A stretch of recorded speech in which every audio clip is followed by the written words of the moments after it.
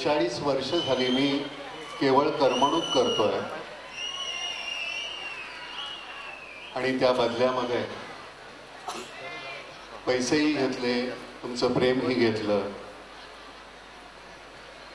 आज कुठेतरी इथे येताना त्याचं कारण काहीतरी वेगळं होतं. माथुर साहेबांना त्या दिवशी भेटल्यानंतर की नाना, अशा पद्धतीनं आपण आपल्या या तरुण मुलांशी, मला खरं सांगतो की तुम्ही माझ्या मुलासारखे आहात, सगळेजण मल्हारसारखे आहात. त्यामुळे इतक्या मुलांचा मी बाप आहे, मला किती इतका आनंद होतो. आणि एक बापाच्या भूमिकेतून मला नेमकं काय वाटतं, नेमकी सुरुवात करत असताना माझं लहानपण मुरुड जंजिरामध्ये गेलं.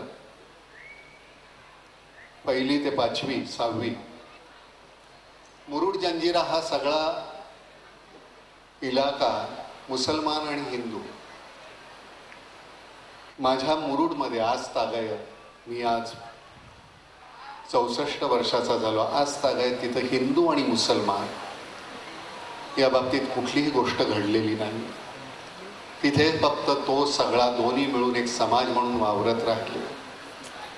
मी राहत होतो ते घर होतं मियामद अलीचं. मियामद अलींच्या 2 बायका होत्या, एक मी 3रीत होतो. लहानपणी आपल्याला एक कोणतरी छान आवडत असते, आपली लहानपणीची मैत्रीण. दिलशाद ही माझी लहानपणीची मैत्रीण. आज सुद्धा मी त्या दिलशादला विसरू शकत नाही. माझी ती दिलशाद अजून माझ्या डोक्यात तशीच आहे. अनवरीचा दुसरा मुलगा होता सैफुल. नजीराची 2 मुलं होती, बाबला, छगन. तिचा पहिल्या नवऱ्याचा मुलगा होता लियाकत. माझं सगळं जे लहानपण आहे ते त्यांच्याबरोबर गेलं. एखादी गोष्ट कुठे काहीतरी शिजली खाली की 1 वाटी वर यायची, आमच्याकडे काही शिजलं की 1 वाटी तिथे जायची. मग तशी असते की ह्या सगळ्या ज्या लहानपणीच्या गोष्टी आहेत तुमच्या आतमध्ये साठलेल्या असतात. त्या सगळ्या साठलेल्या गोष्टी घेऊन मी मुंबईत आलो. मुंबईत आल्यानंतर सुद्धा 61 साली मला कुठलाही, त्यावेळीची मुंबई वेगळी होती. मला कधीही असं वाटलं नाही की काही वेगळे धर्म आहेत. सगळ्यांना एकमेकांचा आधार होता, सगळ्यांचा एकमेकांवर विश्वास होता, सगळ्यांना एकमेकांची गरज होती. बेकरी म्हटली की ती मुसलमानाचीच असायला पाहिजे. बिस्किटं ही मुसलमानांनी केलेलीच मी खाणार. ती मग खारी बिस्किट असतील, ती चिकटलेली अशी 6-6 बिस्किटं असायची ती असतील, पण ती कधीही कुठली गोष्ट, एक तर नशिबानं आमच्या नुकतंच स्वातंत्र्य मिळालं आणि त्याच्यानंतर आमचा जन्म झालेला, त्यामुळे आमच्या वडिलांनी पाहिलेला रक्तपात, ती विषमता, ते त्यांना पुन्हा नको होतं. त्यावेळी आमच्यावरचे संस्कार हे कायम एकमेकांना सांभाळून घ्या, एकमेकांवर प्रेम करा, जवळ राहा, या पद्धतीचे होते. सगळ्यात महत्वाची गोष्ट म्हणजे आपण स्वातंत्र्यासाठी काही दिलेलं नाही, हे फुकटचं मिळालंय आपल्याला. माझ्या आई वडिलांनी काहीतरी गमावलंय, तुमच्या आजी आजोबांनी काहीतरी गमावलेलं आहे, आपण काही दिलेलं नाही. त्यामुळे ती सहज फुकट मिळालेली गोष्ट आहे. कदाचित त्यामुळे आपल्याला त्याची किंमत नाही. एक दिवस आपल्यावर कुठलं तरी बंधन आल्यानंतर आपल्या लक्षात येतं की आपण किती घुसमटले जातो.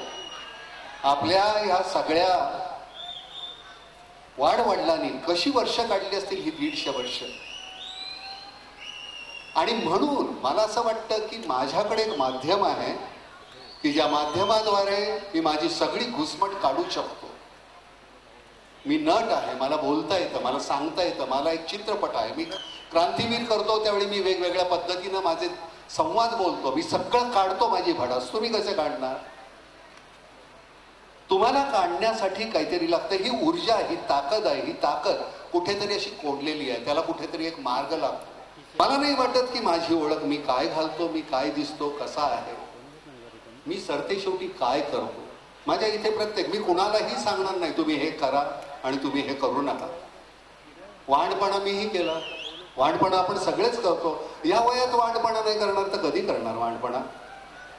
म्हणजे खरं सांगतो, थोड्याशा कुरापती पाहिजे, थोडीशी हाणामारी पाहिजे, पण दुश्मनी नको. माझी सगळ्यांशी भांडणं आहेत, पण माझी दुश्मनी खरंच कोणाची नाही आहे. कारण की भांडणाला कोणी नाही म्हणलं. पण मला असं वाटतं की ज्यावेळी आपण धर्माच्या नावाखाली एकमेकांच्या मध्ये तेढ घालायला लागतो, त्यावेळी कुठेतरी मला असं वाटतं की आपण चुकतोय. माझी मावस बहीण सख्खी बरं का, माथुर साहेब, शशिकला नाव तिचं, तिने लग्न केलं मुसलमानाशी. तिची सख्खी भावंड होती, त्यांनी तिला नाकारली. मुसलमानाशी तू लग्न केलेस, आमचा तुझा संबंध नाही. मी म्हटलं असं का? मला काही लक्षात येत नाही. शशी माझी अतिशय आवडती बहीण. तुम्ही म्हटलं अरे शशी कुठे गेली, आपल्याला अब्बास मिळाला. तर सरते शेवटी आपण एखाद्या गोष्टीकडे पाहतो कसे. आणि आज अब्बास डॉक्टर आहे, शशी डॉक्टर आहे, त्यांची मुलं खूप शिकलेली आहे. त्यांना जे आयुष्य योग्य वाटलं ते आयुष्य ते ती जगतायत.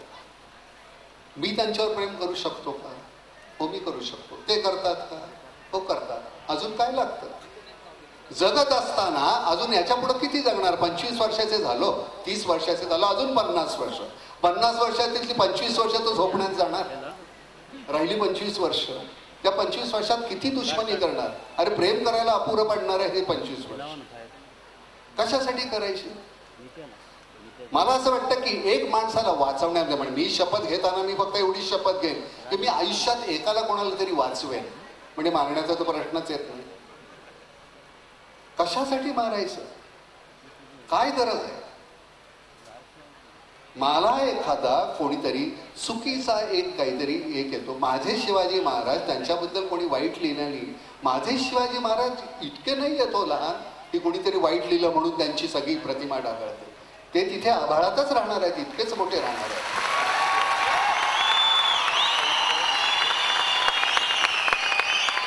कोणाच्या तरी एखाद्या गलिच्छ विकृत डोक्यातून कुठली तरी काहीतरी गोष्ट येते आणि आपण कोणाला तरी निष्पाप लोकांना मारतो, निष्पाप लोकांची घरं जाळतो. मला काय काय मिळालं? मला खरं सांगा, मला खरंच वाईट वाटतं. कोणाच्या तरी बेकऱ्या जाळून, माझ्या बसेस आहे तो, या बसमधून मी फिरतो, त्याच्यासाठी मी टॅक्स भरतो, आपण ते जाळून काय करतो? धर्म खरं तर तुम्ही तुमचा ठरवायचा आहे हो. धर्म आपला, मी खरं सांगतो, माझा धर्म कलावंत म्हणून आजपर्यंत, तुम्हाला माझी जात माहिती आहे का? माझा धर्म माहिती आहे का? मी दलित आहे, मी अजून कुठला तरी काहीतरी, किंवा मी ब्राह्मण आहे, काय फरक पडतो? मी कलावंत आहे, माझं काम ठरलेलं आहे. मी केवळ फक्त इथे, वडील गेल्यानंतर दुसऱ्या दिवशी मला 3 नाटकाचे प्रयोग करावे लागले. करायचं आहे, मला तुमचं देणं आहे. रडण्यासाठी मला 3ऱ्या प्रयोगानंतर वेळ होता, मग रडलो मी. पण नाईलाज आहे, तुम्हाला काय करणार तुम्ही? हे देणं जसं माझं कलावंत म्हणून आहे तसं तुमचं नाही का? सभोवताल तुमचा आहे तो तुम्ही सांभाळायचा, मी नाही सांभाळायचा.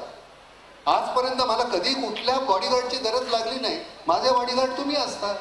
मी तुमच्यामध्ये येतो, हजारोचा मॉब असतो, मी तिथं, मला कधी नाही कोणी त्रास दिला. अगदीच कोणी दिलं तर दिली एक मुस्कटी ठेवून मी.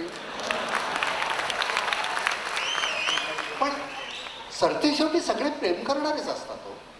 एखादा कोणतरी काहीतरी विचित्र निघतो, म्हणून आपण सगळ्या समाजाला, सगळ्यांना वेठीला धरणं योग्य आहे का?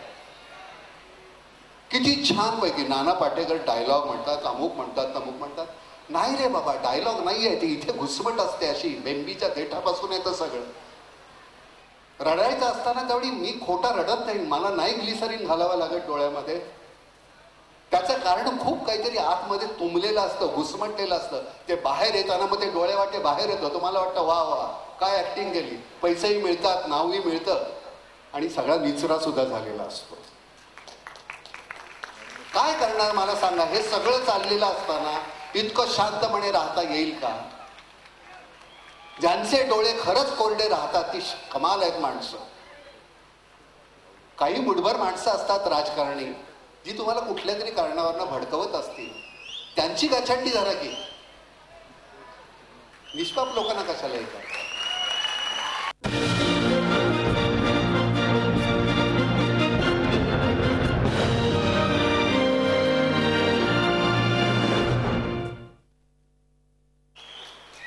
पण योग्य ठिकाणी जर बोललात तर त्याचा खूप छान उपयोग होणार आहे. का नाही जाऊन त्यांच्या बंगल्यावर जाऊन तुम्ही प्रश्न विचारत, हे कुठून आणलं तुम्ही? ही तुमची खरंच ताकद आहे. तुम्ही मतं देता रे, तुम्ही निवडून देता. तुम्हाला माहिती आहे का केवढे ॲटॉम बॉम्ब तुम्ही एक एक जण आहात? मग तुम्ही हे कधी करणार आहात? हे प्रश्न कधी विचारणार? एखादा गलिच्छ चित्रपट केला माझा तर तुम्ही पाडता की नाही? तसं या मंडळींना पाडा की.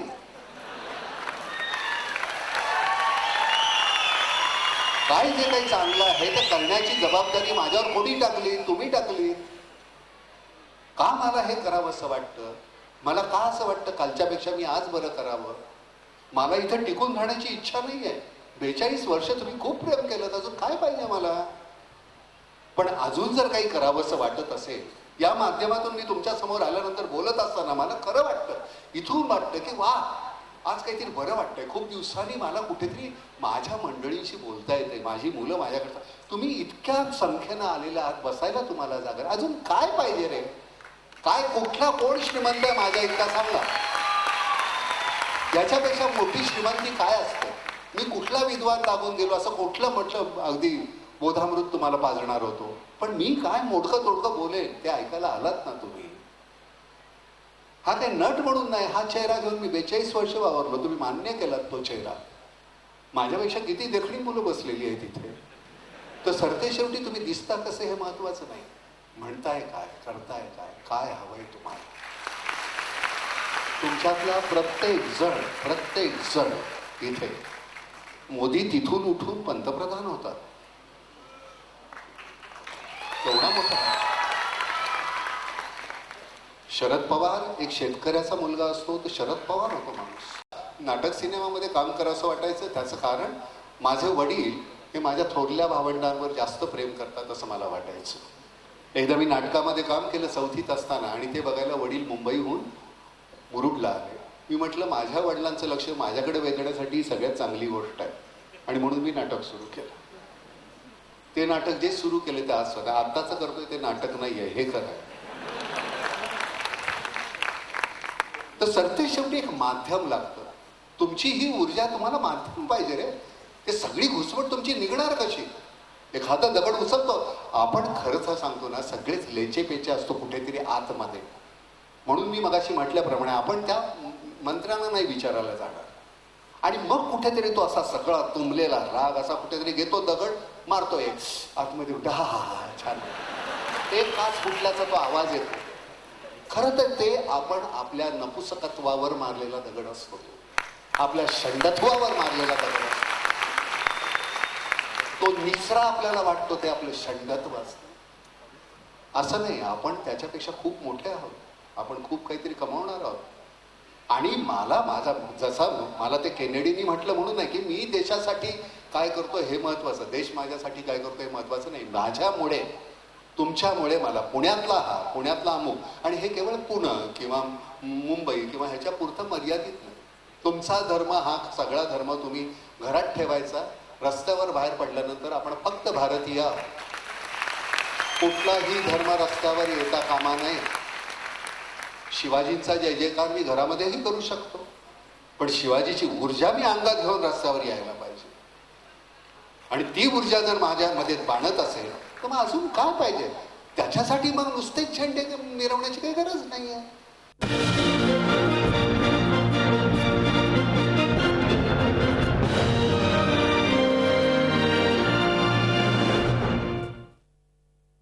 मी नेहमीच म्हणत असताना की मला सुंदर अप्रतिम भाषांतर, पाठांतर सगळं मला येतं. त्याचे पैसे घेतो मी. जितेंद्रिया धर्मपरहा स्वाध्याय निरतः शुची काम क्रोध वशव्यस्य तम देवो ब्राह्मणम विदु. किती सुंदर बोललो ना. अल्लाह ला इलाहा इल्ला हय्युल कय्यूम ला ताखुज़ु सिनतु वला यमून लहू. बिस्मिल्लाहिर्रहमानिर्रहीम अल्हम्दुलिल्लाहि रब्बिल आलमीन अर्रहमानिर्रहीम. सगळं येतं.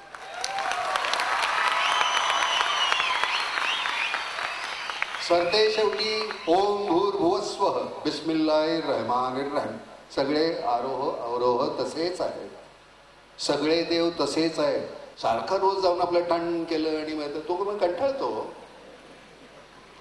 काहीतरी तुमच्यामध्ये पाहिजे, त्याच्याशी काहीतरी बोलणार आहात का, नेमका संवाद साधणार आहात का, तर मग जाऊया देवळात.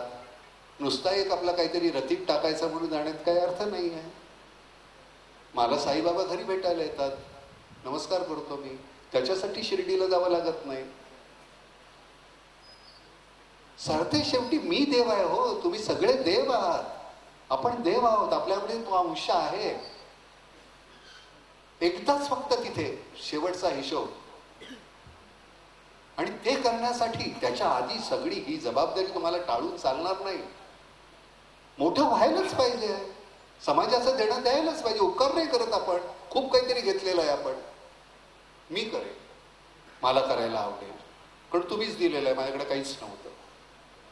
त्यामुळे माझं जे आहे ते मी तुमचं, पण मग माझं तुमचं असेल तर मग तुम्ही माझे.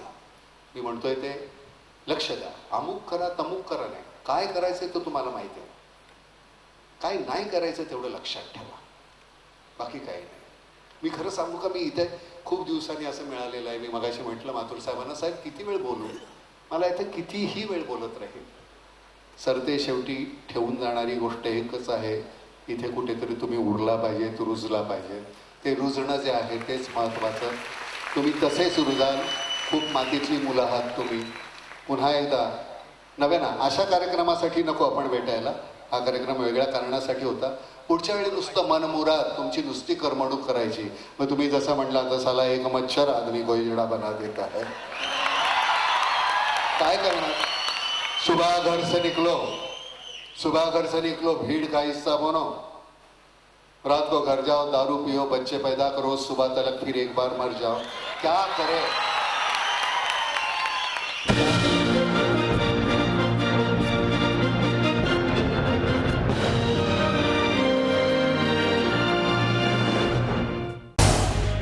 झी 24 तास रहा एक पाऊल पुढे.